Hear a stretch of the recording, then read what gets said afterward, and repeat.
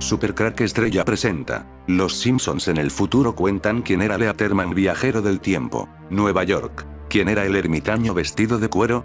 Durante la segunda mitad del siglo XIX, un ermitaño vestido de cuero, Letterman, vagaba por los condados de Westchester y Putnam, sin hablar, y, a diferencia de otros vagabundos de ese periodo, no buscaba trabajo. Sin embargo, estaba feliz de aceptar alguna comida y regresaba una vez al año, el mismo día, a las casas que eran generosas con él. Se sabía que dormía en cuevas. Su cuerpo fue descubierto en 1889 en una cueva ubicada en la granja de la familia del Briarcliff. Hasta el día de hoy, nadie está seguro de quién era o por qué vagaba. ¿Cómo llegamos a esta conclusión? El futuro de los Simpsons en el futuro en el año 10.535. No es un año sino un código postal de Westchester. Westchester es el lugar donde vivía Letterman. Código postal 10.535 Estados Unidos. Condado Westchester, New York. Viajó en el tiempo desde 1922 hasta 1857 Paul Mounet, pasando a ser Letterman. El idioma que hablaba Letterman era el francés, algo que coincide con la nacionalidad del actor Paul Mounet. Por alguna razón, ya fuera porque quería mantener el secreto de sus viajes en el tiempo, o por una falta de memoria producto de esos viajes al pasado, él nunca quiso contar nada de su vida, aunque en una ocasión fue acosado para que contara algo de su vida, él siempre se resistió a decir nada. Letterman podría ser el actor francés del siglo XIX, Paul Mounet. Viajero del tiempo. Paul Mounet murió supuestamente en el año 1922, 2 años antes 1920, Nikola Tesla se trasladó a vivir a Nueva York, tiene sentido por lo tanto que en 1922 realizara un viaje en el tiempo ese mismo año, y como en otras ocasiones el viajero del tiempo sería Paul Mounet, que viajó desde el año 1922 hasta el año 1857, quedando atrapado en este año. ¿Recordáis la película Regreso al futuro, la parte donde sale a relucir el condensador de flujo? Pues en el año 1920 Nikola Tesla patentó la válvula de flujo. Aunque Tesla es conocido como un mago de las corrientes eléctricas y los circuitos eléctricos, su trabajo menos conocido para controlar los flujos o las corrientes de fluidos estaba realmente adelantado a su tiempo. Para entender el funcionamiento de la válvula, los investigadores reprodujeron el diseño de la válvula Tesla y la sometieron a pruebas que medían su resistencia al paso del flujo en las dos direcciones. La velocidad de flujo enciende el dispositivo. En general, según reportó Eureka Alerts. Citando a la Universidad de Nueva York, descubrieron que el dispositivo responde un poco como un interruptor. A bajas velocidades de flujo no hay diferencia en la resistencia para los flujos hacia adelante y hacia atrás, pero a partir de una determinada velocidad de flujo el dispositivo se enciende bruscamente y comprueba o resiste significativamente los flujos inversos. Regreso al futuro es una de las películas más queridas de los amantes del cine y en ella los viajes en el tiempo resultan esenciales. Hoy la franquicia vuelve a estar de cumpleaños por un detalle que no ha pasado por algo para sus mayores amantes, ya que este 5 de noviembre de 2020 tiene lugar el 65 aniversario de la invención del condensador de flujo. El propio Emmett Brown, personaje inmortalizado por Christopher Lloyd, recuerda en una escena de la mítica película dirigida por Robert Zemeckis, que fue ese día cuando se le ocurrió la idea para la creación del condensador de flujo. De hecho, hasta recuerda los peculiares detalles que llevaron a ello, ya que estaba subido en el retrete intentando colgar un reloj cuando se cayó y quedó inconsciente. Justo al despertarse fue cuando se surgió la chispa de la genialidad. Lo cierto es que en ninguna de las 3 entregas de Regreso al futuro se explica exactamente qué es lo que hace el condensador de flujo, el elemento que hace posible los viajes en el tiempo. Además, cuando el legendario DeLorean alcanza una velocidad de 140 km por hora, la luz que emiten esas 3 especies de lámparas con forma de y empiezan a brillar con más rapidez hasta que llegan a emitir una luz constante, es entonces cuando la carrocería del coche realiza una dispersión del flujo al activarse el condensador, pero hasta ahí llega a lo que sabemos sobre su funcionamiento. De los biógrafos y estudiosos de Tesla que conocemos hoy en día, hemos sabido que el inventor genial estaba obsesionado con los viajes en el tiempo. De hecho, muchos de sus experimentos estaban enfocados en este sentido. Paul Mounet, nacido Jean-Paul Sulley en octubre 5 de 1847 en Bergerac, Dordogne, y falleció en extrañas circunstancias.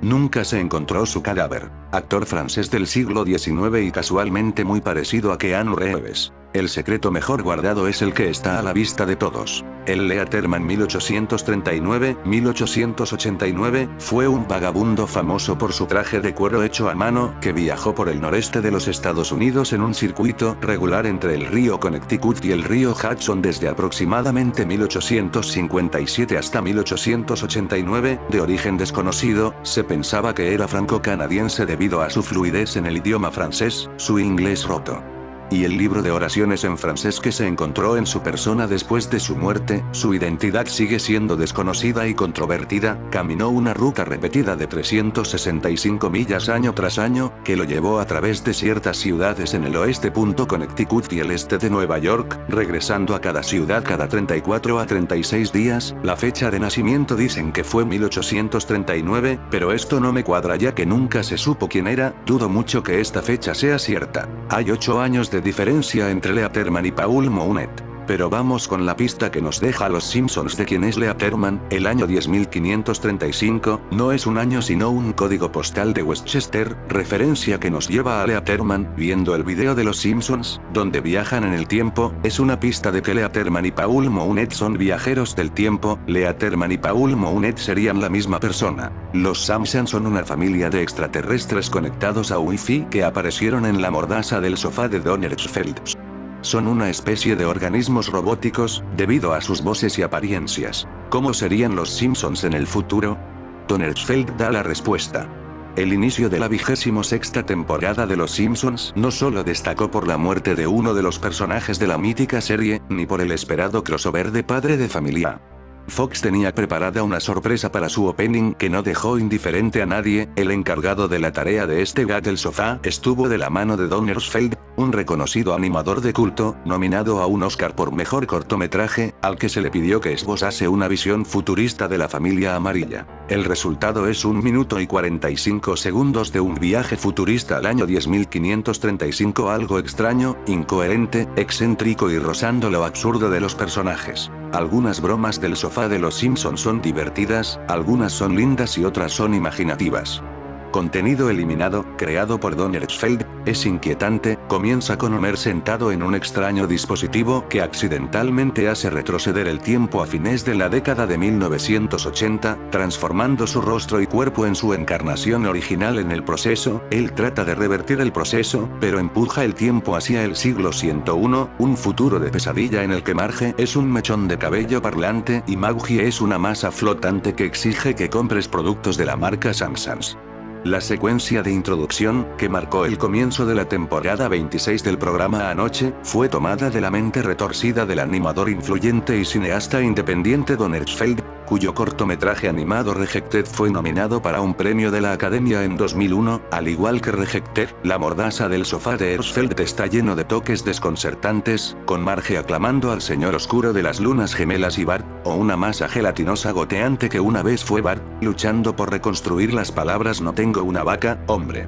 Mounet aparentemente habría muerto en 1922, pero su cuerpo nunca apareció y su verdadero desenlace es un misterio. Pudo viajar en el tiempo hasta el año 1857 en la máquina del tiempo de Nikola Tesla al condado de Westchester. Sin mucha memoria vagó sus días por este lugar. El cementerio de Esparta en Ossining, Nueva York, en la cima de una colina ondulada con vista al río Hudson, es lo suficientemente antiguo como para que muchas de las lápidas de mármol se hayan erosionado y suavizado. La mayoría tienen fechas anteriores a 1900, algunas se han caído al suelo, otros han sido tragados enteros por arbustos retorcidos o partidos en dos por la escarcha. El cementerio alberga las tumbas de los miembros de la nobleza fundadora de Ossining, senadores estatales fallecidos hace mucho tiempo, comerciantes ferroviarios adinerados, propietarios de negocios locales influyentes. Algunas de las piedras son enormes y están talladas de forma ornamentada, rematadas con columnas románicas u obeliscos de granito. Los que se pueden leer ofrecen floridas descripciones de vidas de logros e influencia, pero la mayoría de los enterrados en el cementerio de Esparta se olvidaron hace mucho tiempo. Solo hay una tumba aquí que aún atrae a un flujo constante de visitantes, y no pertenece a un hombre o mujer de medios o influencia, sino a un vagabundo del siglo XIX conocido como Leatherman. Vagabundo era la palabra para describir a personas como él en ese entonces, aunque hoy simplemente lo llamaríamos vagabundo. Es, esencialmente, la tumba de un pobre.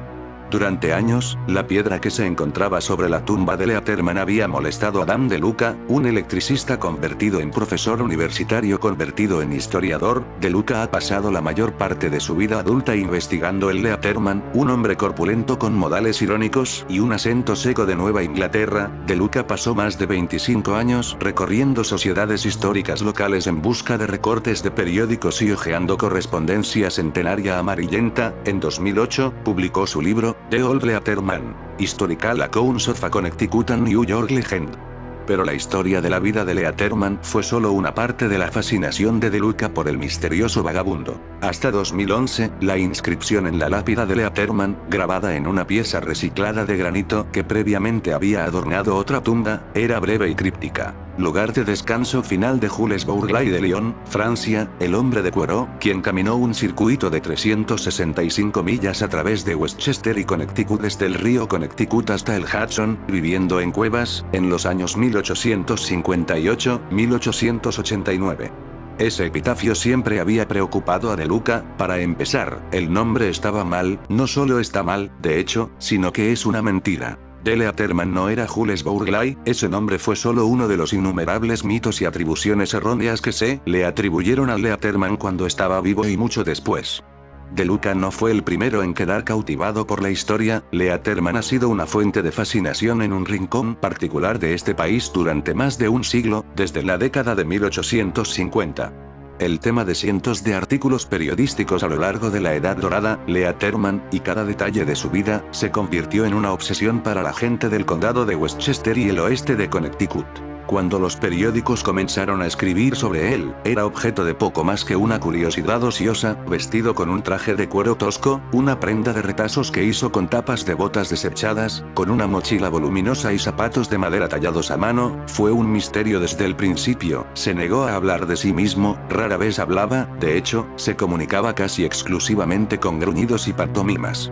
Cada 30 días, viajando a pie, completaba un circuito rigurosamente predecible de unas 360 millas entre los ríos Hudson y Connecticut. Pasaba regularmente por lo que entonces eran solo pequeños pueblos agrícolas, que vivían principalmente de la caridad de la gente del pueblo. Los granjeros afirmaron que podían configurar sus relojes con él. Los periódicos tomaron nota cuando se retrasó unas pocas horas en su horario habitual.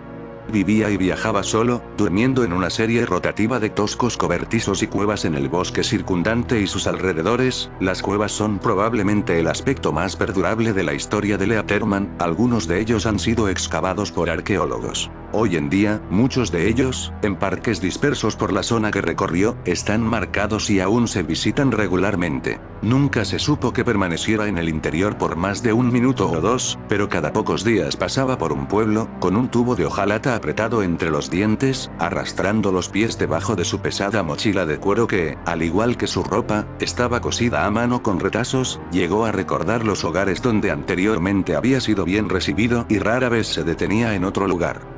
La rutina era más o menos la misma en todos los pueblos o aldeas. Llamaba a la puerta de alguna casa de labranza acomodada y, cuando abrían, se señalaba la boca con un gesto, a veces pronunciaba la palabra comer. A menudo no decía nada en absoluto. Se le daría una comida, que podría comer en el acto, de pie en el umbral. Su apetito era legendario, rebanada tras rebanada de pan desaparecieron, escribió un reportero, en el New Haven Evening Register, y enormes bloques de carne fueron tras ellos en rápida sucesión, y la forma en que consumió su pastel me recordó a un mago experto. Deshacerse de sus cartas, otras veces guardaba la comida que le daban en su bolso, asentía en silencio y seguía caminando. Letterman hizo esto, sin pausa, durante 30 años, narrado a cada paso por una prensa entusiasta. Se ha registrado más, exponencialmente más, sobre Letterman que la gran mayoría de sus contemporáneos. Pero todavía no sabemos tanto como su verdadero nombre, o su edad. O de dónde vino. Cuando apareció por primera vez alrededor de 1856, el Letterman fue considerado casi antropológicamente. La gente estaba fascinada con la forma en que vivía. Transitorio en un momento en que la mayoría de la gente se quedó donde nació. Una seta aparentemente voluntario cuando la mayoría abrazó las comodidades del mundo moderno.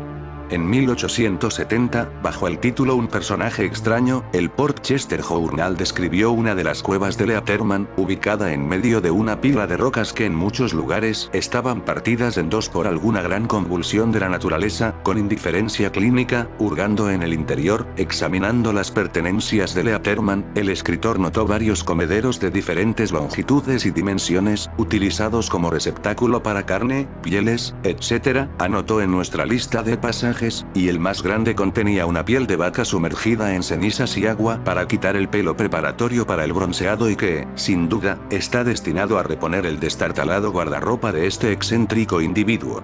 Algunos hechos sobre sus antecedentes fueron reconstruidos o inferidos, en las raras ocasiones en que habló, para saludar o pedir limosna, lo hizo en un inglés entrecortado con un fuerte acento francés. Es posible que haya usado un rosario en algunos puntos y se sabía que rechazaba la carne los viernes, de esto se dedujo que era católico y francés, posiblemente franco-canadiense, pero eso fue todo. Sobre todo en esos primeros años fue un espécimen extraño, un nómada singular considerado con diversión más que cualquier otra cosa, dado que osciló tanto, se hizo bastante famoso, y la gente estaba intrigada. En 1875, el Connecticut Valley Advertiser podría haber hablado por todo el campo cuando preguntó, ¿de dónde viene? ¿Y a dónde va? ¿Y quién es él? Surgió una historia de quién era, pero quien la contó parece que situó mal en el tiempo a Leatherman, aunque si Leatherman era un viajero del tiempo podría situarse en otras épocas donde pudo viajar. Estaba el relato de Amer, quien, escribiendo en el New Haven Daily Palladium, describió haber tropezado con una trampilla en lo profundo del bosque, era la guarida subterránea de Leatherman, esencialmente una mansión steampunk subterránea. La alfombra era la más fina de fabricación persa, escribió Amer, los muebles estaban tan ornamentados con tallas que cada silla era una obra de arte. Un manto de malaquita de gran tamaño sostenía varios jarrones venecianos llenos de helechos gigantes, era inverosímil, por decirlo menos, pero la historia de Amer se volvió absurda cuando relató su encuentro con el filósofo John Locke, quien murió más de un siglo antes de la época de Leatherman, en 1704, el extremadamente muerto Locke se desempeñaba como mayordomo de Leatherman, después de haber sido reanimado con soluciones químicas y cables eléctricos. No tomó mucho desacreditar para vaporizar esa historia en particular, pero fue De Luca quien encontró los documentos para finalmente refutar la historia de Sailson de una vez por todas y desterrar el nombre de Burleigh de la tradición de Leatherman. La prueba estaba escondida en lo profundo de los papeles de un ex editor del Waterbury Daily American, el periódico del que había surgido la historia. De Luca encontró correspondencia entre Sailson y el editor en la que el escritor admitía su fabricación. Así que la contribución más orgullosa de Luca a la literatura no fue agregar un hecho, sino eliminarlo, despojar a Leatherman de su nombre. ¿Cuántos historiadores encuentran su mayor satisfacción en no responder a una pregunta? John Locke es considerado hoy en día uno de los más grandes filósofos de Inglaterra, un pensador de la Ilustración conocido como el padre del liberalismo, pero unas memorias previamente desconocidas que se atribuyen a uno de sus amigos cercanos presenta un cuadro muy diferente. Vanidoso, flojo y extravagante que se divertía con trabajos de ingenio insignificante, y plagiario que tomaba de otros todo lo que podía. John Locke fue un filósofo, médico, químico, biólogo, político y economista inglés, considerado uno de los mayores representantes del empirismo y el padre del liberalismo político. Hoy en el condado de Westchester o en el oeste de Connecticut, es probable que cualquier cueva, cualquier grieta en la pared de un acantilado o una pila de rocas lo suficientemente grande como para agacharse dentro, sea etiquetada como cueva de Leatherman. La mayoría de ellos no lo son, solo podía quedarse en un número finito de lugares, incluso si parecía que estaba en todas partes a la vez. Pero es solo otra parte de la leyenda que ha crecido con él.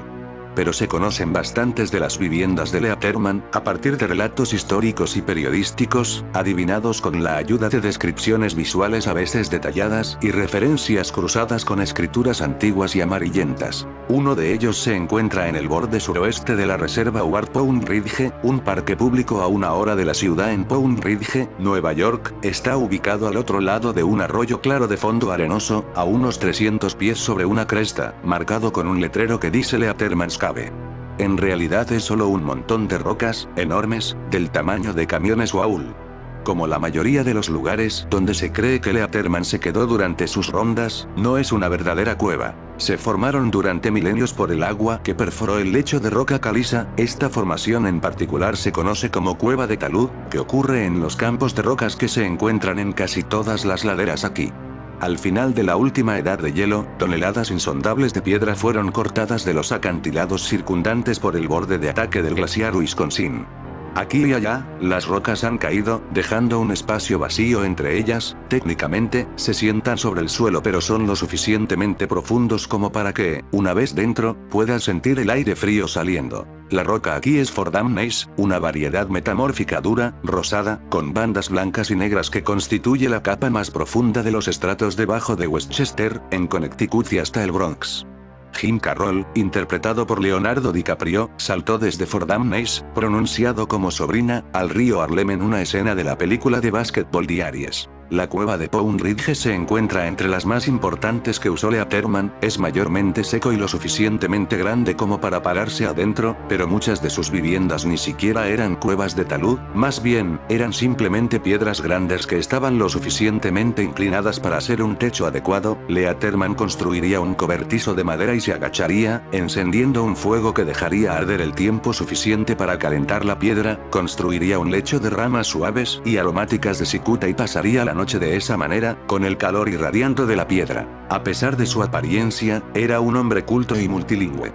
Completó el circuito de 366 millas cada 34 días hasta que falleció en 1889, su verdadera identidad permanece envuelta en el misterio. A medida que se expandía la autopista 9, se hizo necesario exhumar su tumba y volver a enterrar a Leatherman. Cuando se desenterró la tumba, no había nada dentro más que unos pocos clavos de ataúd oxidados. Lo mismo que ocurrió con Paul Mounet, su tumba estaba vacía. Será porque son la misma persona, el tiempo lo dirá. Leatherman murió el mismo año que Van Gogh pintó su Noche Estrellada, de la que por cierto también he dedicado vídeos en mi canal, el año que Nikola Tesla realizó su experimento de viaje en el tiempo, el día que Leatherman por fin respiró la paz. El año que murió supuestamente Paul Mounet, el viajero del tiempo, en el 1922.